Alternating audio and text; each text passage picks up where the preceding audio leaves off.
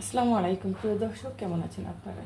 আজকে আমি মাংস পিঠা বানাবো, সেই জন্য কয়েক পিস আমি থেতলে নিয়েছি শিল দিয়ে পাটার মধ্যে। এটা আমি এখন ভাজবো শুধু পেঁয়াজ কাঁচামরিচ দিয়ে, আর কিচ্ছু দিব না। এখানে আমি তেল ঢেলে দিচ্ছি।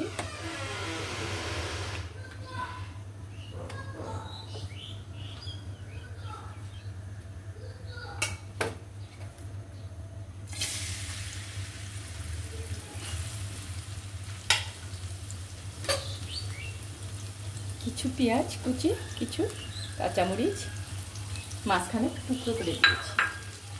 এখন আমি এটা ভেজে নিব, আর কিছুই দিব না। মাংসের মধ্যে তো সব কিছু ছিলই। মাংসটা ঢেলে দিয়েছি। ক্যামেরাটা যে অন ছিল না, সেটা কেবল তাকিয়ে দেখি বন্ধ। শুধু পেঁয়াজ কাঁচামরিচ এগুলি দিয়ে শুধু মাংসটা আমি একটু ভালো করে ভেজে নেব। একটু লবণ ঠিকই আছে, কিছুই দিতে হবে না।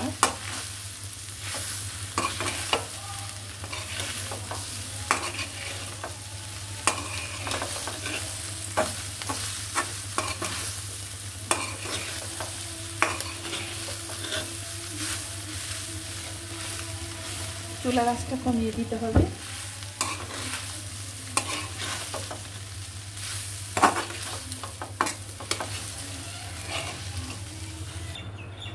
ভাজা শেষ হয়ে গেছে, এখন আমি অফ করে দিব চুলা।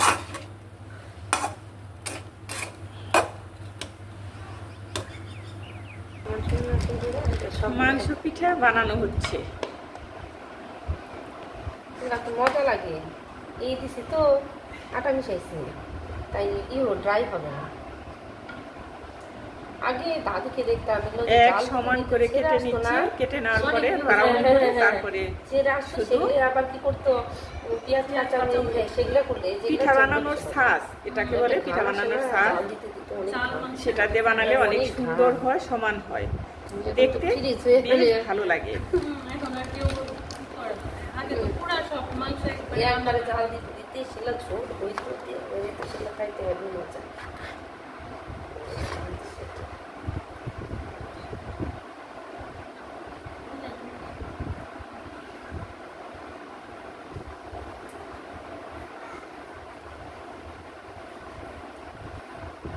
আটার মধ্যে লবণ ঠিক মতো হয়েছে।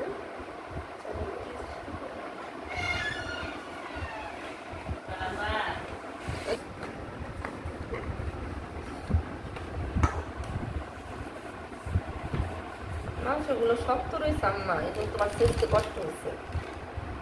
এক জনের মাংস আজকে রান্না না, আজকে এই জন্য শক্ত হয়েছে। তুমি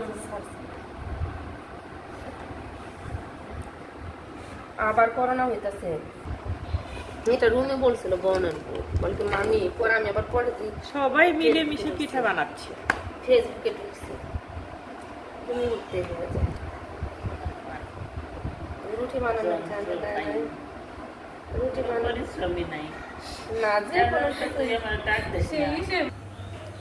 তেল ঢেলে দিচ্ছি।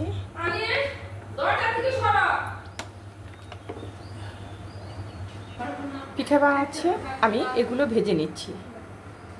পিঠাগুলো দিয়ে দিচ্ছি।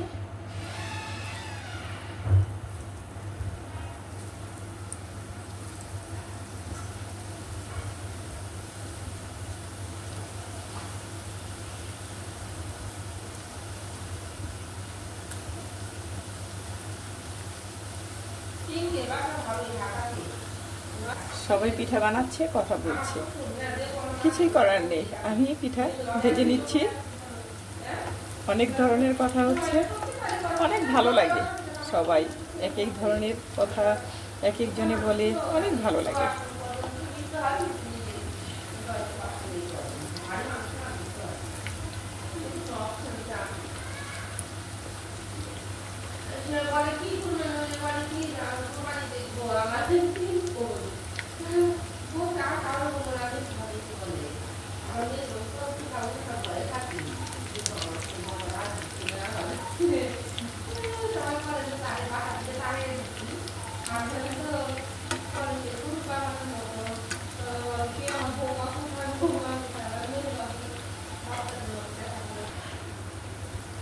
পিঠেগুলো আমি উঠিয়ে ফেলবো।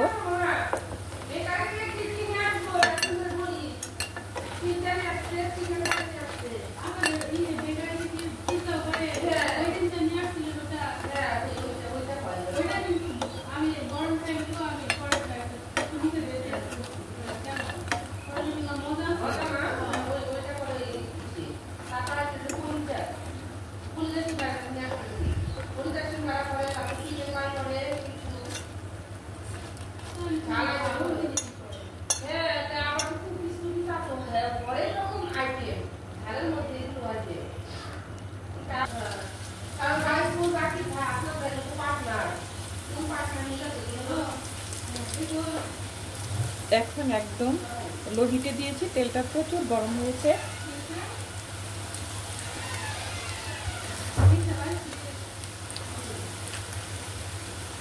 পিঠেগুলো আমি উল্টে দিচ্ছি।